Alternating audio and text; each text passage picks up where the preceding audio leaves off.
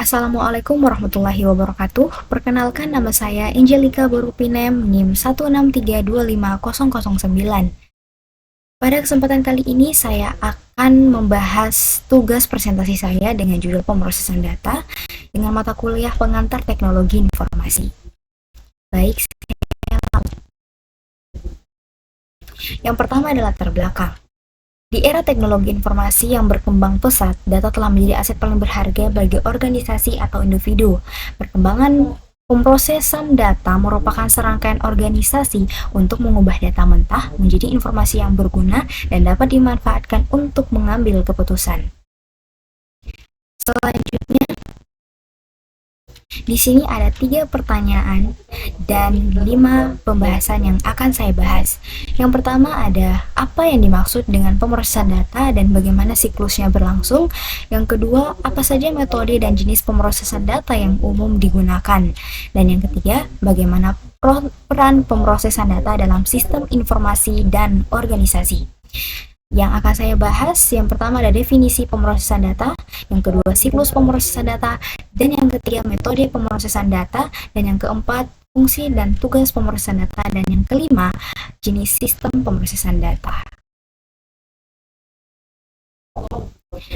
Ya, kita masuk ke definisi pemrosesan data.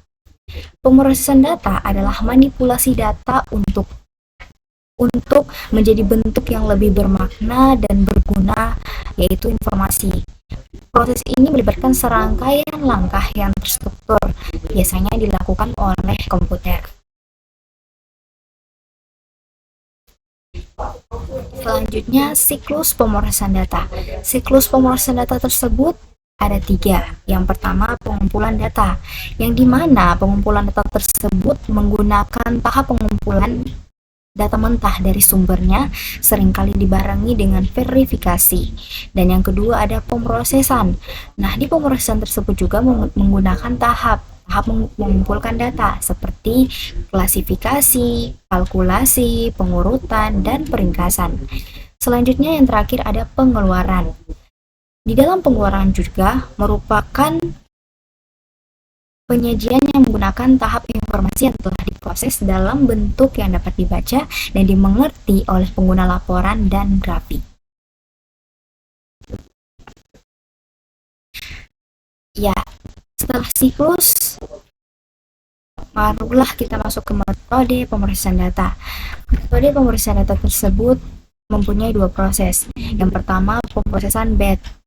Yang kedua, pemrosesan online, yang dimana pemrosesan batch tersendiri yaitu data dikumpulkan dan diproses bersama-sama dalam kelompok pada waktu tertentu. Contoh untuk aplikasi yang tidak membutuhkan respon instan seperti penggajian. Selanjutnya, pemrosesan online. Pemrosesan online tersendiri, data diproses segera setelah dimasukkan, membutuhkan respon cepat dan akses langsung ke data. Contoh transaksi terbang dan pemesanan tiket pesawat. Setelah itu ada tugas pemrosesan data, yang dimana yang pertama ada perekaman, yaitu menangkap dan merekam data dari sumbernya. Yang kedua ada penyeditan, yaitu memeriksa akurasi dan kelengkapan data. Yang ketiga pengodian, yaitu mengubah data menjadi kode ringkas. Yang keempat ada pengurutan, mengatur data berdasarkan urutan tertentu. Kelima, kalkulasi, melakukan operasi aritmatika dan logika. Dan yang keenam, peringkasan, yaitu meringkas volume data yang besar menjadi informasi yang ringkas. Dan yang ketujuh ada pembuatan laporan, yang dimana laporan tersendiri menyajikan hasil akhir kepada pengguna.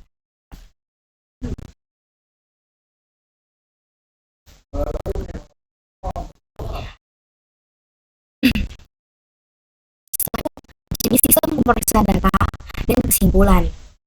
Pada bagian sebelah kiri, saya menjelaskan jenis sistem pada pemrosesan data tersendiri memiliki 3, Yang pertama ada sistem pemrosesan transaksi, yang dimana dalam pemrosesan transaksi tersebut mengelola dan memproses transaksi bisnis rutin sehari-hari, seperti entry pemesanan dan pembayaran.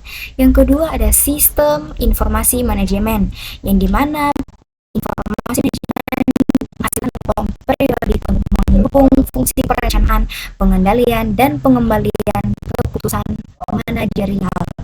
Dan yang ketiga, ada sistem pendukung keputusan, yang dimana dalam sistem pendukung keputusan tersebut menyediakan alat dan model untuk menghasilkan data dan membantu manajer memecahkan masalah semi terstruktur.